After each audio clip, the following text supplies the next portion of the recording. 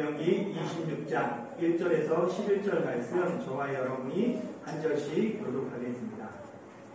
내 하나님 여호와께서 내게 기업으로 주어 차지하게 하실 땅에 내가 들어가서 거기에 거주할 때에 내 하나님 여호와께서 내게 주신 땅에서 그 도시의 모든 소산의 만물을 거두되 그것을 가져다가 왕들에게 하고 내 하나님 여호와께서 그의 이름을 두시려고 택하신 곳으로 그것을 가지고 가서 그때 제사장에게 나아가 그에게 이르기를 내가 오늘 당신의 하나님 여호와께 아뢰나이다.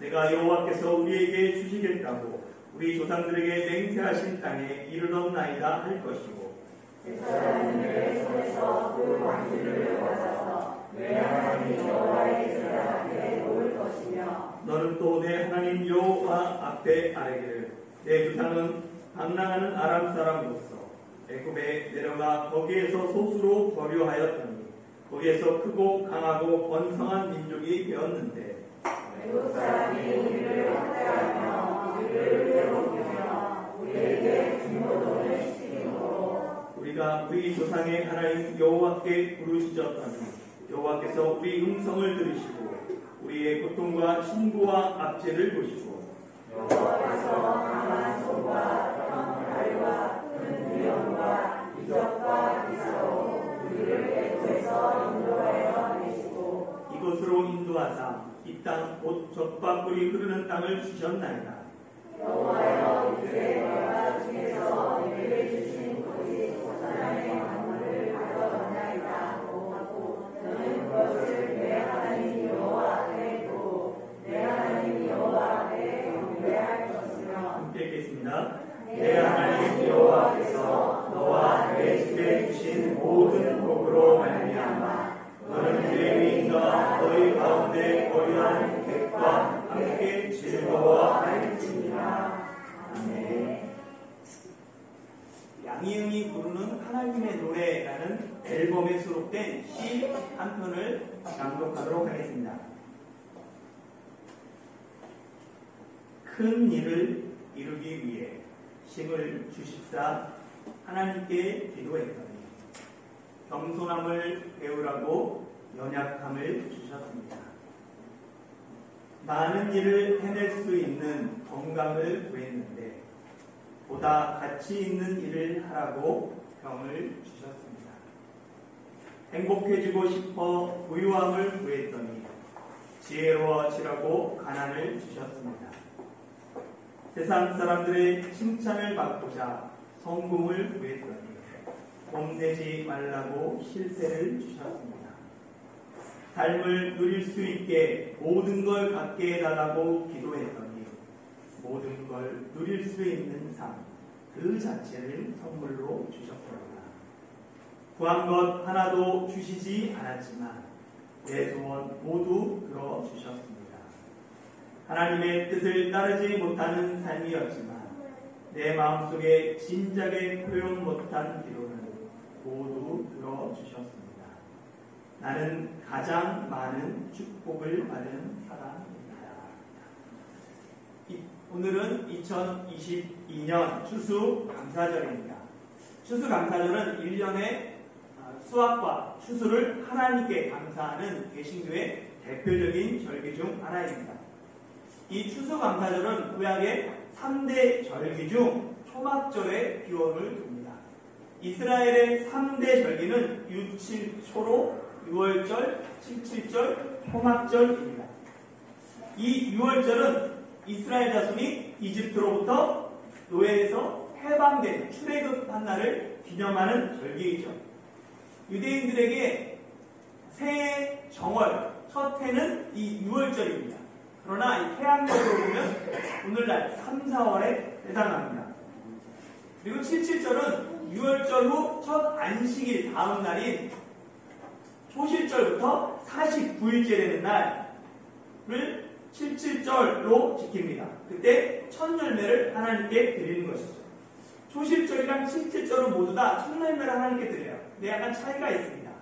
초실절은 6월절 기간에 있어요. 그래서 그때는 보리에 첫 열매를 드리고 이 77절에는 미래 첫 열매를 드립니다. 그래서 오늘날로 하면 5, 6월에 해당합니다. 초막절은 이스라엘 백성이 광야에서 초막에서 생활했던 그 광야 생활을 기념하는 절기입니다. 그런데 이 초막절에 가을 추수와 가을의 그 과일들이나 채소들을 수장하기 때문에 수장절이라고 불리죠. 해학력으로는 9월, 10월에 해당합니다. 그러니까 가을에 이 과일들이나 추수들을 저장하는 것, 그것이 오늘날 추수감사절과 비슷하죠. 그러나 엄밀히 말하면 이 초막절하고 추수감사절은 같은 절기는 아니에요. 초막절은 이스라엘 백성의 광야 생활에 기원을 두지만 오늘날 한국교회의 추수감사절은 미국 감사절의 그 기원을 둡니다. 그래서 한국교회가 전통적으로 추수감사절을 언제 지키냐면 11월 셋째 주일날 지킵니다. 왜냐하면 미국이 감사절이 언제냐면 11월 넷째 목요일날 지키기 때문입니다. 그래서 초기에 미국 선교사들의 영향과 그들을 존중하는 의미로 미국의 그 교회 절기를 한국 교회가 그대로 수용했습니다. 그런데 사실 추수감사절이 최대 명절인 북미에서조차 그리고 공휴일로 지키는 캐나다와 미국조차 감사절 날짜가 다릅니다. 캐나다에서 감사절은 10월 둘째 월요일이에요. 왜냐하면 캐나다가 미국보다 더 빨리 겨울이 오거든요. 그러니까 추수를 먼저 끝내기 때문에 10월에 하고 좀 추수를 늦게 하는 미국은 11월 넷째 목요일날 하게 됩니다. 한국 사람도 마찬가지죠. 11월은 이미 추수가 다 끝났을 때입니다.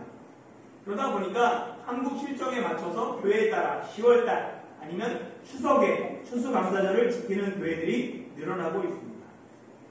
우리 교회도 매년 11월 셋째 주일에 추수감사주일과 그리고 창립감사주일을 함께 드렸어요. 그런데 올해는 교회 창립 7주년을 맞이해서 항준직, 임직식이 있기 때문에 오늘 추수감사 예배를 드리고 다음 주일 창립감사 예배를 드리게 되었습니다. 오늘 추수감사절을 맞아 우리에게 주시는 말씀이 신명기 26장입니다.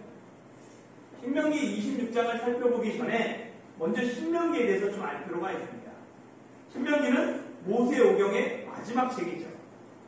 모세오경은 모세에 의해 기록된 창세기, 출애굽기, 레위기, 민수기, 신명기 이 5권의 책을 말합니다. 모세오경을 토라, 즉 율법책이라고 말하죠. 보면 창세기는 하나님의 창조로부터 이스라엘 조상이 어떻게 이집트로 이주하기까지를 기록하고 있어요. 그리고 이어지는 출애굽기는 시간이 흘러서 이주했던 그 이스라엘 자손이 이집트에 노예 생활을 하고 있고 거기서부터 하나님이 그들을 출애굽시키는 내용입니다. 그리고 레위기는 출애굽기 20장에서 시내산에서 하나님의 율법을 모세가 받는데 그 연장선상으로 제사에 관한 것만 따로 기록한 책이 레위기예요. 그리고 민수기는 백성을 계수해서 숫자를 센 다음에 지파별로 시내산에서 출발해서 가나안 땅 요단 맞은편인 모압 평지까지 도착한 내용을 민수기에 기록하고 있습니다. 그리고 마지막 이 신명기는 120살의 모세가 이제 모압 평지에서 가나안 땅을 들어가려고 하는 출애굽 2세들에게 하는 유언과도 같은 고별성도예요. 그래서 이 신명기를 보면 모세의 3편의 설교로 되어 있습니다. 그렇다 보니까 신명기도 3부분으로 나눌 수 있죠. 첫 번째 모세의 설교 1장부터 4장 43절까지. 여기에 보면 하나님이 지금까지 이스라엘 민족을 어떻게 인도하셨는지 과거에 대한 하나님이 행하신 일에 대해서 기록하고 있어요. 그리고 두 번째 설교인 4장 44절부터 26장까지는 하나님이 이스라엘 백성에게 기대하는 것들, 원하는 것들, 현재 무엇을 원하는지를 기록하고 있죠. 그리고 마지막 27장부터 34장까지 마지막 모세의 설교는 하나님이 하실 일, 언약에 대한 말씀, 이스라엘 백성의 사명, 미래에 대한 말씀이 기록되어 있습니다.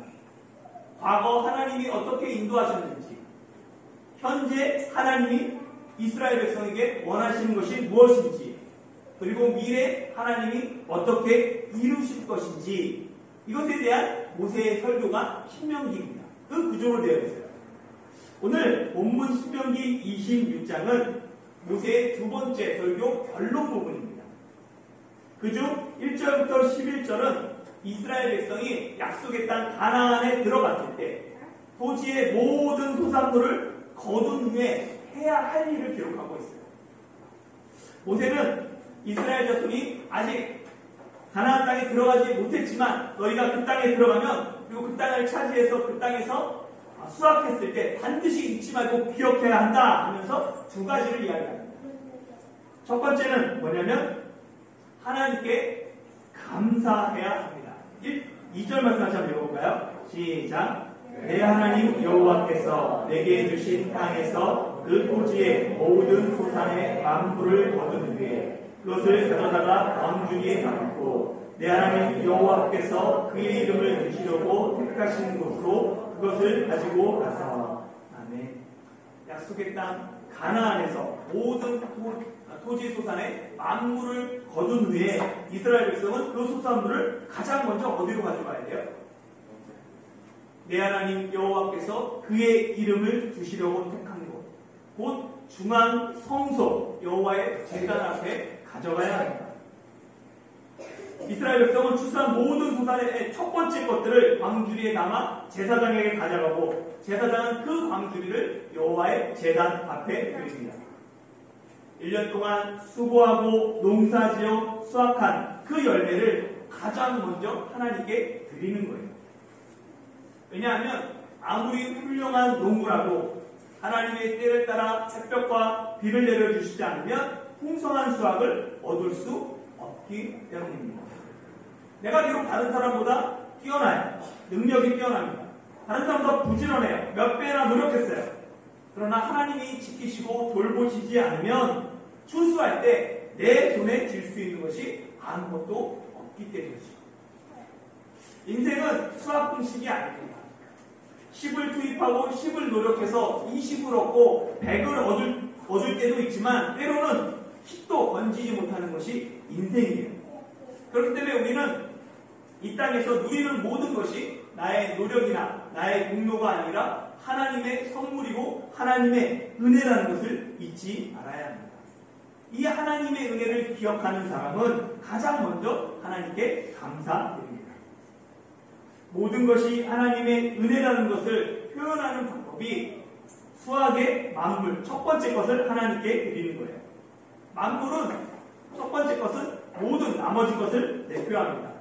그래서 소산의 만물을 여호와께 드리는 것은 내 모든 소유의 그 소유권과 통치권, 그 모든 것이 하나님께 있습니다 라는 믿음의 고백입니다. 첫 번째 것을 하나님께 드림으로 나머지 모든 것이 하나님의 것이며 이 모든 것이 하나님의 은혜입니다 라는 신앙 고백이 담겨 있습니다. 그래서 이스라엘 백성은 모든 소산의 만물을 하나님 앞에 드리며 여호와 앞에 다음과 같이 신앙 고백을 했어요. 5절부터 10절 제가 한번 읽어볼까요? 너는 또 내 하나님 여호와 앞에 말하기를 내 조상은 방랑하는 아람 사람으로서 애굽에 내려가 거기에서 소수로 거류하였더니 거기에서 크고 강하고 번성한 민족이 되었는데 애굽 사람이 우리를 학대하며 우리를 괴롭히며 우리에게 중노동을 시키므로 우리가 우리 조상의 하나님 여호와께 부르짖었더니 여호와께서 우리 음성을 들으시고 우리의 고통과 신고와 압제를 보시고 여호와께서 강한 손과 전팔과 큰 위엄과 이적과 기사로 우리를 애굽에서 인도하여 내시고 이곳으로 인도하사 이 땅 곧 젖과 꿀이 흐르는 땅을 주셨나이다. 여호와여 이제 내가 주께서 내게 주신 토지 소산의 만물을 가져왔나이다 하고 너는 그것을 내 하나님 여호와 앞에 두고 내 하나님 여호와 앞에 경배할 것이며. 아멘. 왜 모든 소산의 만물을 가장 먼저 하나님께 감사해야 합니다. 하나님이 은혜를 베풀어 주셨기 때문이에요. 이집트에서 종살이하는 이스라엘 민족을 출애굽시킨 분이 하나님이십니다. 하나님이 낮에는 구름 기둥과 밤에는 불 기둥으로 그들을 인도하셨어요. 이스라엘 백성의 불신과 불순종에도 하나님은 광야 생활 40년 동안 그들을 먹이시고 입히셨습니다. 수많은 불평과 원망에도 하나님은 마침내 그들을 가나안 땅 건너편으로까지 인도하셨습니다. 이제 가나안 땅을 바라보며 출애굽 2세대 그들을 향해 모세는 가나안 땅에 들어가서도 하나님의 그 은혜를 잊지 말고 소산의 첫 번째 것을 하나님께 감사하고 여호와 앞에 경배하는 것이 마땅하다라고 명령합니다. 감사는 하나님의 은혜를 기억하는 것에서부터 시작된다는 사실을 기억하시기를 소망합니다. 두 번째는 이웃과 함께 즐거워해야 합니다. 하나님의 은혜에 대한 감사는 반드시 이웃 사랑으로 이어져야 해요. 11절 말씀 다시 한번 읽어볼게요. 시작. 내 하나님 여호와께서 너와 내 집에 주신 모든 복으로 말미암아 너는 레위인과 너희 가운데 거류하는 객과 함께 즐거워할지니라. 아멘. 하나님이 나와 내 집에 주신 모든 복은 나만을 위한 복이 아닙니다. 레위인과 객과 함께 즐거워해야 하죠. 레위 지파는 유일하게 가나안 땅을 기업으로 받지 못했습니다. 레위인은 하나님을 위해 드려진 사람들로 그들은 다른 지파가 드리는 11조로 생활해야 했죠. 그런데 역사를 살펴보면 11조가 생활이 종종 무너졌어요. 잘 지켜지지 않았어요. 그로 인해 레위인들은 대부분 가난한 생활을 해야 했습니다. 그 결과 구약 성경에 보면 가난한 사람을 지칭할 때 과부와 고아와 나그네와 레위인이 함께 기록되어 있어요. 모세는 이스라엘 백성에게 추수할 때 소외되고 가난한 사람들, 도움이 필요한 사람들을 잊지 말고 그들과 함께 감사의 열매를 나누고 함께 즐거워하라고 명령합니다. 어느 공동체든지 공동체 안에는 일할 토지가 없고 농사 짓지 못하는 가난한 레위인 같은 사람들이 있습니다. 나그네와 같이 잠시 공동체에 머무는 사람들이 있고 고아와 가부처럼 구조적으로 가난하게 살 수밖에 없는 사람들이 있습니다.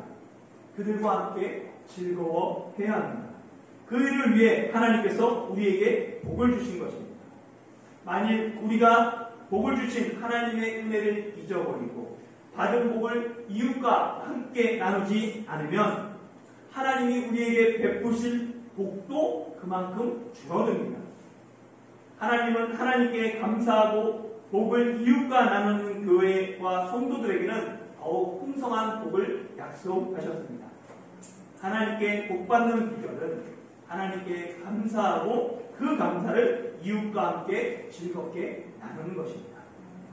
사랑하는 성도 여러분, 2022년은 코로나와 경제적 한파로 힘든 한 해를 보내고 있습니다. 힘들고 어려울 때 믿음이 없는 사람은 쉽게 후두염에 걸린다라고 이야기합니다. 후두염은 후회와 두려움과 염려입니다. 과거는 후회스럽고 현재는 두렵고 미래는 염려스러운 병이 후두염입니다. 후두염을 이기는데 필요한 것이 감기약입니다. 감기약은 감사하고 기뻐하는 약입니다. 2022년 추수감사절을 맞아 하나님의 은혜를 기억하며 먼저 하나님께 감사하고 하나님이 나와 내 가족에게 주신 복을 이웃과 함께 기쁨으로 나누는 저와 여러분이 되시길 예수님의 이름으로 축원합니다. 기도하겠습니다. 하나님 정말로 감사드립니다. 하나님의 은혜로 2022년 추수감사절로 하나님 앞에 기쁘고 정말로 감사로 예배드리게 하셔서 감사드리고 우리가 하나님께 감사할 뿐만 아니라 우리의 받은 은혜와 사랑을 이웃에게 나누는 저희 모두가 되게 하여 주시옵소서. 나누고 베풀 때 더욱 풍성한 하나님의 은혜로 말미암아 저희가 소생되며 가족이 회복되며 그로 말미암아 더욱더 나누는 것들이 풍성해지는 그런 복이 저희 가정마다 있을 수 있도록 은혜를 베풀어 주시옵소서. 감사드리며 예수님의 이름으로 기도드리옵나이다.